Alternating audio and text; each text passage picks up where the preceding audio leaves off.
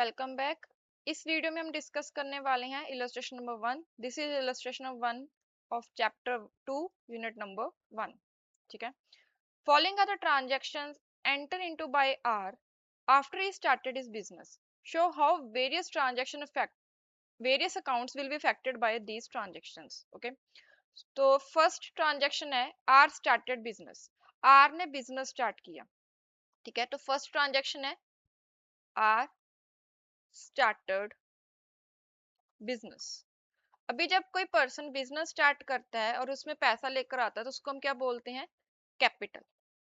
ठीक है, तो फर्स्ट अकाउंट कौन सा इफेक्ट हो रहा है यहाँ पर? Capital account. उसके बिना उसने पैसा लेकर आया तो हम यहाँ पर सेकंड अकाउंट कौन सा इफेक्ट होगा? Cash account. ठीक है, तो कैपिटल अकाउंट भी हमारा इंक्रीज हो रहा है एंड कैश अकाउंट भी इंक्रीज हो रहा है।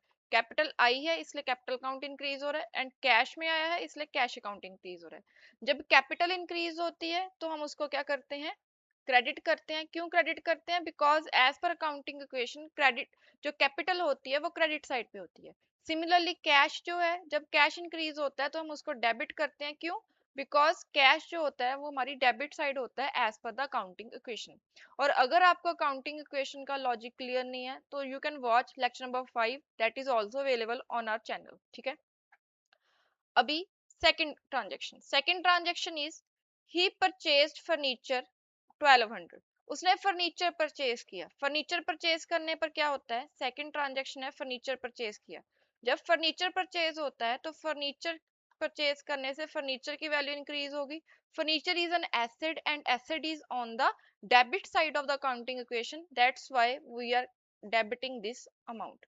ठीक है, तो फर्नीचर को हम क्या करेंगे? डेबिट करेंगे बिकॉज वो अकाउंटिंग इक्वेशन के अकॉर्डिंगली डेबिट साइड होता है। डेबिट साइड क्या है? Asset side. ठीक है, सेकेंडली फर्नीचर परचेज किया तो उसके अगेंस्ट हमने क्या किया होगा? पेमेंट किया होगा, तो हमारा कैश का बैलेंस कम हुआ होगा।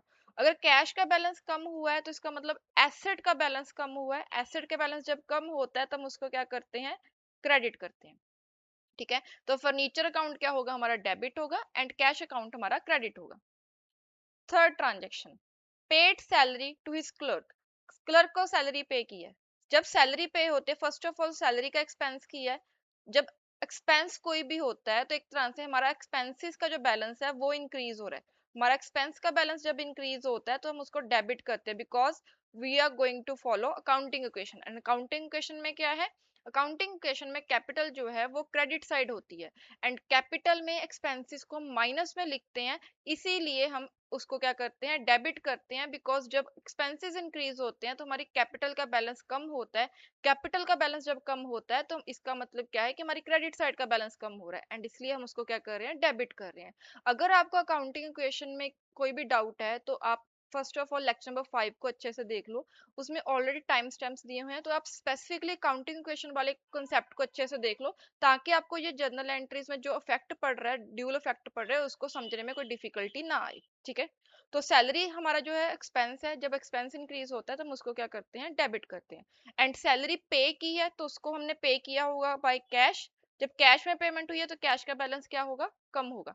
जब कैश का बैलेंस कम होता है तो उसको हम क्या करते हैं? क्रेडिट करते हैं। ठीक है, next is the fourth transaction. Fourth transaction is paid rent. Rent पे किया गया है। ठीक है, रेंट पे हुआ, सेम वही सैलरी वाला कंसेप्ट। रेंट पे हुआ तो एक्सपेंस हुआ है। जब एक्सपेंस होता है तो एक्सपेंस का बैलेंस इंक्रीज होता है तो उसको हम क्या करते हैं? डेबिट करते हैं।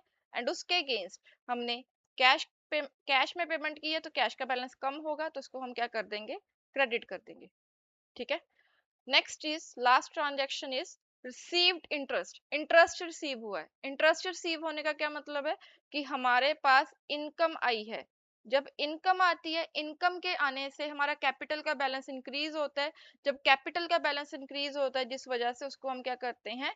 क्रेडिट करते हैं। तो इंटरेस्ट अकाउंट को हम क्या करेंगे? क्रेडिट करेंगे एंड उसके अगेंस्ट कैश का बैलेंस भी हमारा इंक्रीज हुआ होगा तो उसको क्या करेंगे? हम डेबिट करेंगे।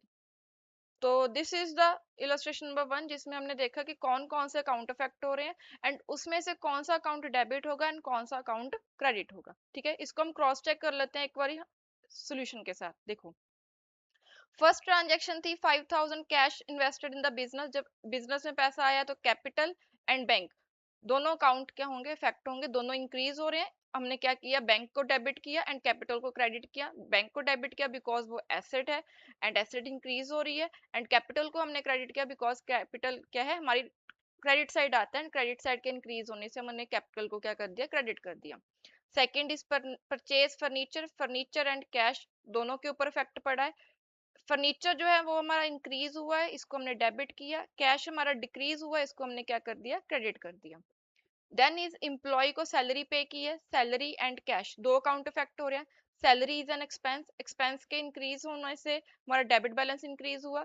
Cash is an asset, asset के डिक्रीज होने से हमारा क्रेडिट बैलेंस क्या हो गया, अफेक्ट हो गया। मीन्स हमारा जो डेबिट बैलेंस है वो कम हो गया, इसलिए हमने उसको क्या कर दिया, क्रेडिट कर दिया। सिमिलरली रेंट वाली ट्रांजेक्शन है। And last one is interest, interest is an income, income हुई है एंड एक एसेट हमारी इंक्रीज हुई है, डेट इज द कैश। जब कैश इंक्रीज होता है उसको हम डेबिट करते हैं, जब इनकम आती है उसको हम क्या करते हैं, क्रेडिट करते हैं।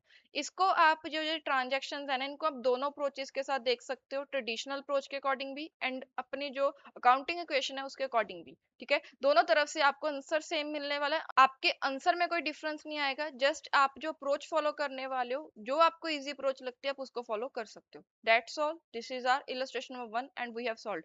If you have any doubt then you can comment in the comment section. Thank you.